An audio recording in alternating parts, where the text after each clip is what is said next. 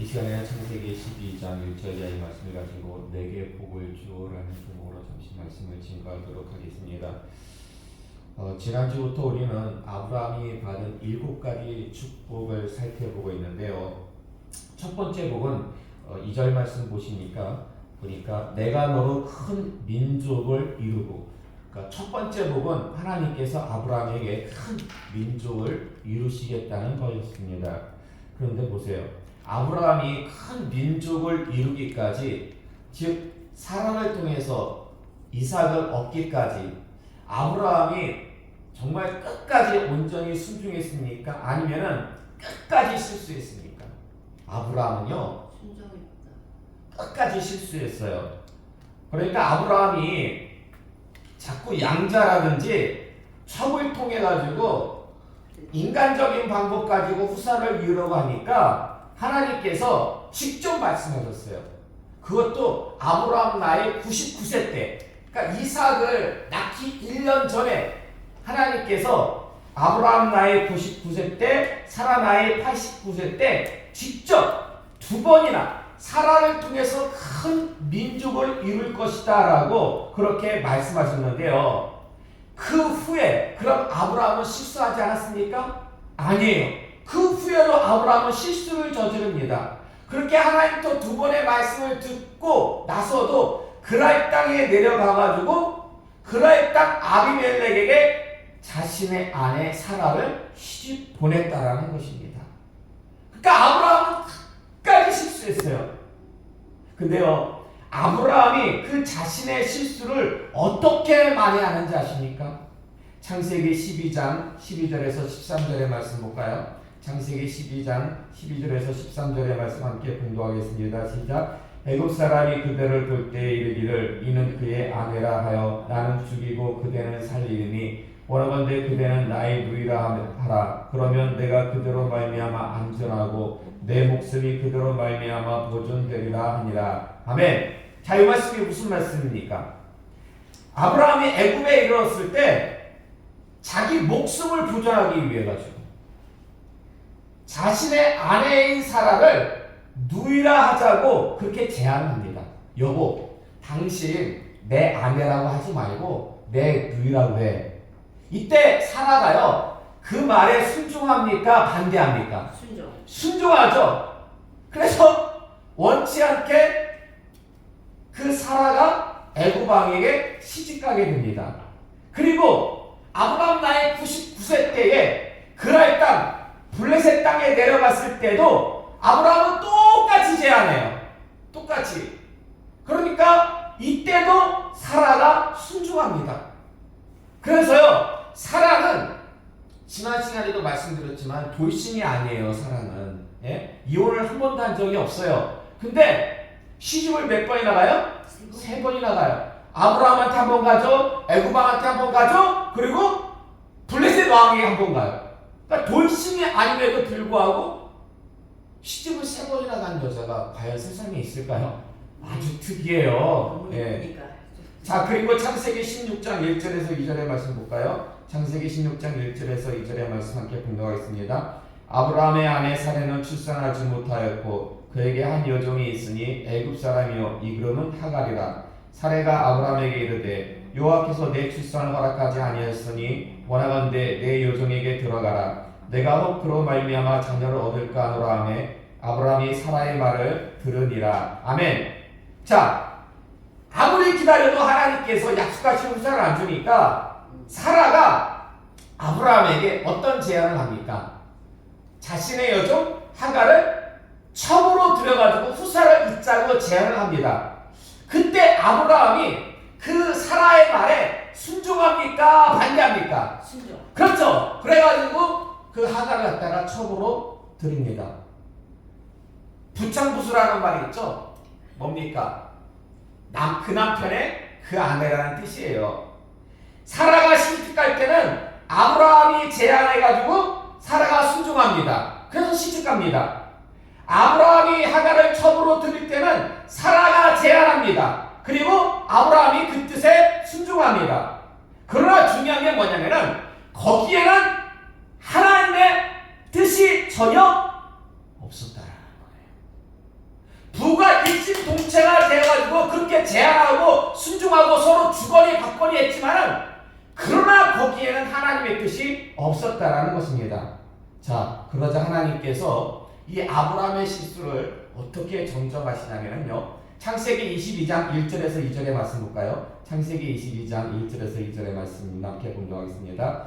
그 이후에 하나님이 아브라함을 시험하시려고 그를 부르시되 아브라함아 하시니 그가 이르되 내가 여기 있나이다. 여호와께서 이르시되 내 아들 내 사랑하는 독자 이삭을 데리고 모리아 땅으로 가서 내가 내게 일러준 한 산 거기서 그를 번제로 드리라. 아멘. 하나님께서 이삭을 눈에 넣어도 아프지 않을 그 이삭을 바치라고 아브라함을 시험하시는데요. 자, 이 말씀을 보니까 이때는 누가 제안하고 누가 순종합니까? 하나님이 제안해요. 네. 하나님이 이삭을 바치라고 제안하고 누가 순종해요? 아브라함이 순종해요. 네. 사실 보세요. 하나님이 아브라함을 시험하실 수 있는 방법이 엄청나게 많아요. 욕과 같은 시험을 갖다가 주실 수도 있어요. 어느 날 갑자기 하루아침에 그 자녀들을, 그 재산을 그냥 싹 다 하루아침에 가져가실 수도 있어요. 근데 정말 여러 가지 방법이 있을 텐데 굳이 하나님께서 아브라함에게 제안하시고 아브라함의 순종을 요구하신 이유가 무엇 때문이겠습니까? 왜 이런 방법을 사용하셨겠습니까? 그것은요, 아브라함이 이전에 이런 방법으로 실수했기 때문입니다. 그러니까 지금 하나님은요, 아브라함의 실수를 회복시키기 위해서 그 시험의 방법까지 아브라함이 사라에게 제안하고 순종했듯이, 사라가 아브라함에게 제안하고 순종했듯이 지금 하나님께서 아브라함에게 제안하고 순종하셨다라는 것입니다. 그런 시험의 방법까지도 다 고려해가지고 하나님께서는 아브라함에게 시험을 허락하신 겁니다. 자, 그렇다면 이런 하나님의 방법이 지금도 오늘날 우리에게 사용이 되어질까요? 사용되지 않을까요? 제가 볼 때는 오늘날도 사용되어진다고 봅니다. 지금 우리 교회는 불시험을 지나고 있습니다. 예. 이게 시험이라는 게요, 막상 겪을 때는 힘들고 어렵지만은 지나고 날 때는 그것 또한 정말 하나님의 은혜예요. 왜냐면 그 시험을 통해서 정말 우리에게 회개할 기회가 주어지고, 그리고 훗날 우리가 크게 성장했을 때에 결코 교만하지 않는 그러한 또한 과거의 추억이 되기 때문입니다. 근데요, 우리가 지나고 있는 이 불시험을 이렇게 보면은 한 가지 공통점이 있습니다. 그게 뭐냐면 우리 교인들은요, 희한하게도 대부분이 안 좋은 모습으로 교회를 나온 경험이 있습니다. 그러니까 저는요, 동익교회에서 한 10년 사역하고 나올 때에 어떤 이렇게 축하와 축복 속에서, 기쁨 속에서 나오기보다는 좀 약간 좀 뭐라고 할까요? 마음의 아픔 가운데에서 동익교회를 나왔습니다. 그리고 그 아버님과 지목사님은 각각 창백교회와 발전교회 원로 목사님이시잖아요. 그런데 아버님도 창백교회에서 이렇게 나오실 때에 좀 아픔이 있었고, 지복남 목사님도 창백교회에서 나오실 때에 어찌 보면 아버님보다 더 큰 아픔이 있어요. 그래가지고 막 참 그 가정이 굉장히 힘들었는데, 그리고 또 최 권사님 같은 경우는 저희가 겨자씨교회에서 사역하다가 이렇게 떠나고 동익교회로 가고 얼마 있다가 겨자씨교회를 나왔어요. 예. 그때 썩 이렇게 유쾌하게 나온 것 같진 않아요. 자, 그리고 우리 노 권사님은 어떤 경험이 있습니까? 노 권사님은 백암전원교회에서 이전에 저희 교회 오기 전에 교단교회 백암전원교회를 다니셨는데, 그때 그 교회를 나올 때도 썩 그렇게 좋은 모습으로 나온 게 아니었잖아요. 그러니까 이런 다 경험들이 있어요. 희한하게. 자, 보세요. 그럼 아브라함의 실수를 끝까지 하나님께서 바로 잡으셨어요. 그런 하나님이 우리의 실수와 회복을 위해서도 역사하실까요? 안 하실까요? 역사하시죠. 어떤 방법으로 역사하실까요? 이게요, 참 놀라운 게 아브라함이 실수한 방법은요, 제안하고 순종한 거잖아요. 아브라함이 제안했을 때 사라가 순종하고, 사라가 제안했을 때 아브라함이 순종하고, 부부가 한마음 한뜻 되었지만은 그거는 하나님께서 원하시는 모습이 아니라 그 부부의 실수였습니다. 그러자 하나님께서는 아브라함에게 이삭을 바치라고 제안하시고 아브라함이 순종하심으로 이전에 그 실수들을 갖다가 만회할 기회를 주셨는데, 역시 이와 비슷한 방법을 하나님께서 우리에게 쓰신다라는 것입니다. 지금 우리 시험 가운데 지금 교회를 나가신 분들이 있잖아요. 교회를 나가신 분들. 사실 이 시험을 통해 가지고 끝까지 남아 있으면은 이전에 실수를 갖다가 만회할 기회를 얻는 거예요. 근데 이 시험을 통해 가지고 또다시 나간 자들은 어찌하는 거예요? 이전의 실수를 갖다가 반복하는 거예요. 그래서 참 너무 안타까워요. 우리가 눈에 보이는 어떤 현상만 볼 것이 아니라 정말 하나님의 말씀을 깊이 묵상하고, 그리고 우리 주변에서 일어나는 일들을 우리가 살펴보면은 거기에 분명한 하나님의 뜻이 있기 때문에 우리가 바르게 대처할 수가 있는데, 그저 어떤 인간적인 생각이 앞서다 보니까 이런 하나님께서 주신 이런 정말 좋은 이 기회를 탁차고 나가는 그 모습이 너무나 안타깝다라는 것입니다. 그러므로 우리가 해야 될 일은 뭡니까? 우리가 해야 될 일은 뭘까요? 우리가 해야 될 일은 끝까지 우리가 교회를, 이 자리를 지키고, 그러므로 먼저 내가 이전에 실수했던 모습을 만회하고 회복하고, 그리고 나간 자들을 위해서 기도하는 거예요. 나간 자들을 위해서 기도하는 거예요. 그것이 우리의 사명이요 책임인데, 이 사명과 책임을 잘 감당하면 무엇이 주어져요? 약속하신 시험을 지나고 나면 반드시 주어지는 복이 있습니다. 우리에게 주시겠다 약속하신 1000배의 복, 이 복을 꼭 받아 누리시길 바랍니다. 자, 이제는요, 오늘은 아브라함이 받은 두 번째 복을 좀 살펴보고자 하는데, 여러분 그 칠판 보시면은, 그리고 내가 너로 큰 민족을 이루겠다. 그리고 내가 너에게 복을 주겠다. 그리고 내 이름을 창대하게 하겠다. 그리고 너는 복이 될지라. 이렇게 제가 네 가지를 써놨어요. 요 네 가지는 오늘 본문 창세기 12장 2절의 말씀을 이렇게 번역해서 놓은 거예요. 사실 오늘 본문 2절 말씀을 원어로 직역하면 이렇게도 해석이 가능하다는 것인데요. 저는 이렇게 적어놓고 나서 좀 궁금증이 생겼습니다. 그게 뭐냐면은, 여러분, 하나님께서 아브라함에게 큰 민족을 이루시겠다는 말씀, 이거요, 복입니까? 복이 아닙니까? 복이죠. 예. 그러면은 순서상 1번하고 2번하고 바꾸는 게 좋습니까? 아니면 이대로가 좋습니까? 이대로가 좋아요. 예? 그러니까 두 번째 복은 뭐냐면은 하나님께서 아브라함에게 복을 주시겠다라는 거예요. 근데 첫 번째도 분명히 복이잖아요. 큰 민족을 이루시겠다는 것도.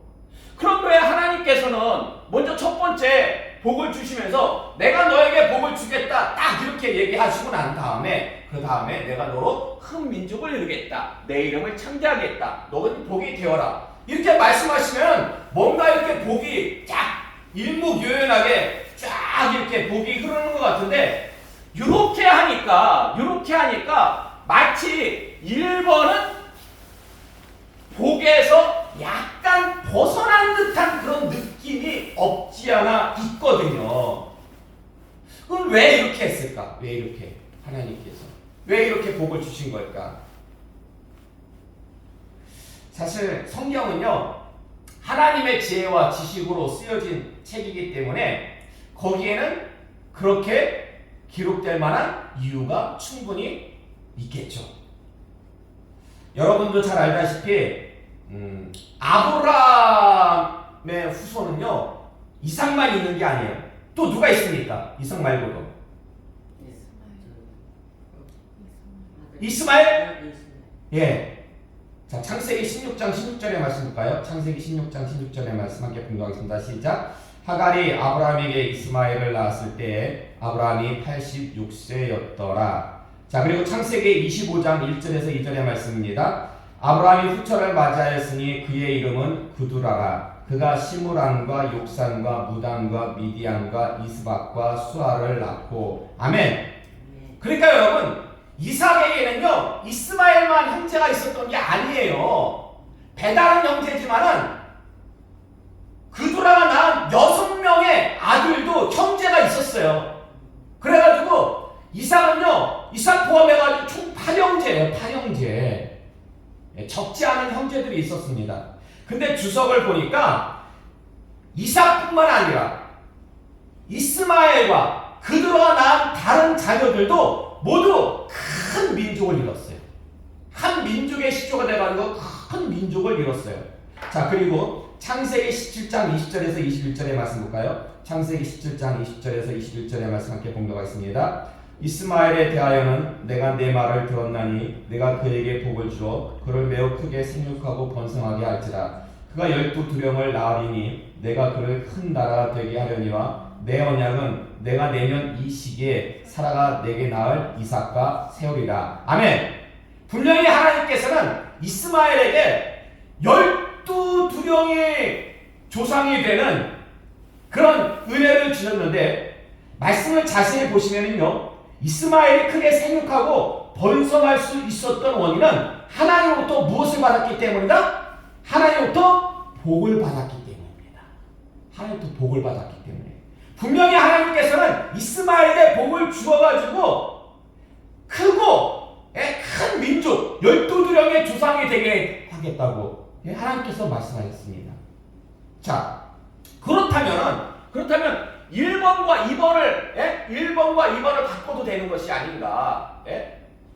큰 민족을 이루겠다는 것이 이삭뿐만 아니라 이스마엘도 하나님의 복을 받아가지고 큰 민족을 이뤘으면 1번과 2번을 바꿔도 되는 것이 아닐까라고 생각할 수 있지만 바꾸면 안 되는 분명한 이유가 방금 우리가 봉독한 창세기 17장 21절에 나옵니다.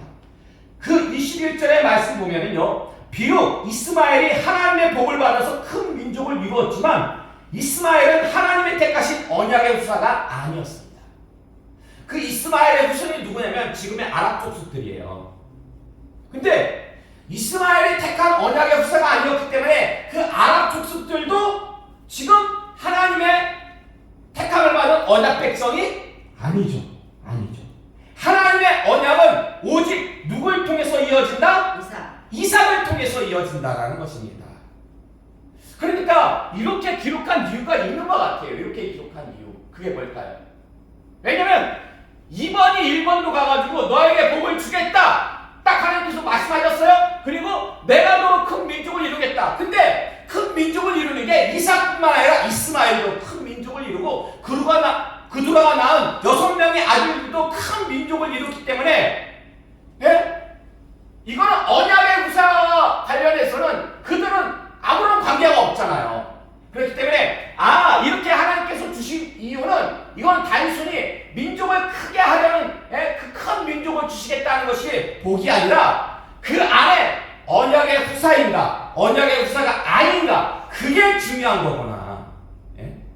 지금 단순히 하나님께서는 아브라함의 7가지 복을 갖다가 주시겠다는 것이 아니라 이것은 궁극적으로 구원에 가는 거구나. 언약의 후손을 통해 가지고 예수님께서 이 땅에 오시잖아요. 그렇기 때문에 이 복은 결국 하늘나라 백성들에게 주시고자 하시는 그 복이라고 말할 수가 있다는 것인데요. 좀 더 자세한 것은 이제 돌아오는 성탄절 날에 말씀을 드리도록 하겠습니다. 자, 이제 결론의 말씀을 드리도록 하겠습니다. 창세기 1장 27절에서 28절의 말씀 볼까요? 창세기 1장 27절에서 28절의 말씀 함께 공독하겠습니다. 하나님이 자기 형상 곧 하나님의 형상대로 사람을 창조하시되 남자와 여자를 창조하시고 하나님이 그들에게 복을 주시며 하나님이 그들에게 이르시되 생육하고 번성하여 땅에 충만하라 땅을 정복하라 바다의 물고기와 하늘의 새와 땅에 움직이는 모든 생물을 다스리라 하시니라. 아멘. 하나님이 아담과 하와를 창조하시고요. 제일 먼저 주신 게 뭐예요? 복을 주셨어요. 제일 먼저 주신 게. 그리고 창세기 9장 1절의 말씀 볼까요? 창세기 9장 1절의 말씀 함께 공독하겠습니다. 하나님이 너와 그 아들들에게 복을 주시며 그들에게 이르시되 생육하고 번성하여 땅에 충만하라. 아멘. 홍수 심판 후에 하나님께서 노아에게 제일 먼저 주신 것도 뭐냐? 바로 복입니다. 복. 그리고 오늘 우리가 살펴본 본문 말씀처럼 아브라함이 소명받았을 때 하나님께서 주신 것도 복이에요. 7가지 복이나 주셨어요. 그럼 복의 관점에서 볼 때에 아담과 노아, 아브라함의 공통점이 뭔지 아십니까? 아담과 노아, 아브라함의 공통점이 뭐냐면요. 믿음의 시작이요, 믿음의 계보로 있는다라는 거예요. 그러니까 아담은요, 인류 최초의 믿음이에요. 다른 사람 없었잖아요. 아담은 인류 최초의 믿음이고, 노아 때는 사람들이 다 죽었어요. 노아 가족밖에 안 남았어요. 그래서 새롭게 시작하는 거예요. 그래가지고 노아는 홍수에 시작된 새롭게 시작하는 첫 번째 믿음이 됐고요. 아브라함은 뭐가 됐어요? 믿음의 조상이 되었어요. 믿음의 조상. 그럼 여러분 보세요. 새롭게 시작하는 어떤 믿음과 더불어서 이 복은요, 뗄래야 뗄 수 없는 관계예요. 뗄래야 뗄 수 없는. 자, 그렇다면 우리에게는 어떤 복이 주어졌을까요? 그렇다면 우리에게는 어떤 복이 주어졌을까요? 여러분은 하나님으로부터 어떤 복을 약속받으셨습니까? 로마서 4장 16절의 말씀 볼까요? 로마서 4장 16절의 말씀 함께 공부하겠습니다. 그러므로 상속자가 되는 그것이 은혜에 속하기 위하여 믿음으로 되나니 이는 그 약속을 그 모든 후손에게 굳게 하려 하심이라. 율법에 속한 자에게 뿐만 아니라 아브라함의 믿음에 속한 자에게도 그러하니 아브라함은 우리 모든 사람의 조상이다. 아멘. 아브라함이 믿음의 조상이잖아요. 아브라함이 믿음의 조상이기 때문에 아브라함에게 주신 약속은 우리가 아브라함의 믿음 안에 있기 때문에 우리에게도 주신 약속이라고 할 수가 있습니다. 그래서 오늘 우리가 살펴본 두 번째 말씀, 그리고 내가 너에게 복을 주겠다. 이 말씀은요, 원어적으로 보면 한 번만 주고 그치는 게 아니에요. 이게요, 미완료형으로 되어 있어요. 미완료. 뭐냐? 계속해서 반복해가지고 복을 주시겠다는 건데, 그 반복된 복이 누구에게까지 내려옵니까? 우리에게까지 주어집니다. 우리에게까지. 예.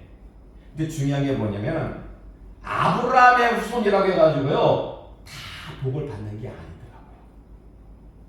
아브라함의 후손이라고 해가지고, 예? 성경에도 보니까 구약 백성이라고 해가지고요, 섭리라고 해가지고 다 복을 받는 게 아니더라고요. 그럼 누가 아브라함의 복을 이어받을 수가 있는 것인가? 그 말씀은 오후 시간에 계속해서 말씀드리도록 하겠습니다.